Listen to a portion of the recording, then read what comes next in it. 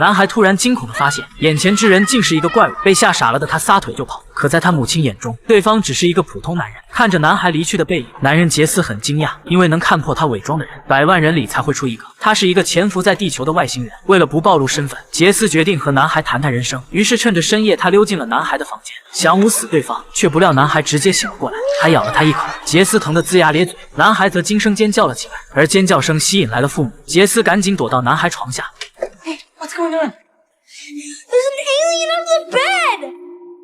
可没想到父母根本不信，还怪男孩是科幻电影看多了做噩梦，随即就将男孩抱走。杰斯也因此和小孩的交流失败，但没想到的是，两人第2天就又见面了。原来杰斯现在是小镇上的心理医生，小男孩父母担心儿子做噩梦是精神出了问题，所以让杰斯对他进行心理疏导。杰斯友好的请求男孩替自己保守秘密，不然就锯下他的头。男孩被杰斯吓坏了，当即破窗而出，接着一路跑到警察局，向警长举报杰斯是外星人。警长当然不信小孩子胡说，立刻就要把他关起来。女助手觉得警长太严厉，当即安慰小孩，要他把外星人的形象画出来。可没想到男孩不仅画了出来，还将画像制作成了海报，四处张贴。杰斯看见之后气炸了，看来小男孩不揭穿自己是不会罢休了。他当即决定让男孩消失，但不能引起小镇上其他人的注意。于是杰斯想了很多种办法，煤气泄漏炸掉男孩的房子，或者制造一场高空抛物，但这些最后他都否决了，而是选择了更加简单的方法，割掉了男孩自行车的刹车线。果不其然，第2天杰斯就收到了好消息，男孩出事了，不过却没有死，只是摔伤了手臂，现在来找杰斯缝针。杰斯非常失望，将其他人支开，然后他又开始警告男孩停止揭穿自己，否则自己就不给他上麻药。没想到男孩直接拒绝了，丝毫不屈服。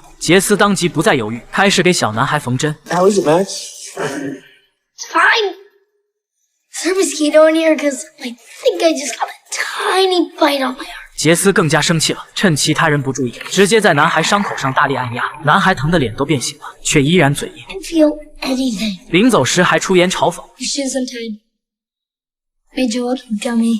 回到家，杰斯觉得自己不是男孩对手，而暗中毁灭地球的计划也早晚会被发现。他想离开了，但一想到自己作为外星人还玩不过一个人类小孩，简直是一种耻辱，他又留了下来。而男孩也没有放弃揭穿杰斯的伪装，他开始不断跟踪杰斯，而父母却误以为他是喜欢对方，当即决定把杰斯请来家里吃饭。男孩非常生气，可第2天在杰斯进门时，他却热情地抱住了杰斯。不仅如此，他还坚持要给杰斯表演节目。原来这正是男孩的计划，他此举只是为了拖住杰斯，好让自己的朋友小美去杰斯车子里偷钥匙。男孩坚信在杰斯家里一定有他是外星人的证据。小美成功地拿到了钥匙，然后找到配锁大妈将钥匙全部配了一遍。等杰斯离开男孩家时，钥匙已经被小美放了回去，而杰斯则丝毫没有发现异常。等第2天杰斯上班时，男孩和朋友立刻来到了杰斯家，两人开始翻箱倒柜的搜查。终于在一个地下室里，他们有了发现，一个苹果竟诡异地悬浮在黑色金属上。朋友伸手去碰，下一秒两人就被一股大力打飞，随即不省人事。晚上杰斯回到家看见这一幕，瞬间明白了怎么回事，发现两人只是昏迷。他毫不犹豫就把两人装进了麻袋，准备去后山挖个坑。可他背着包刚走出地下室，却发现房子里进来了一个女人。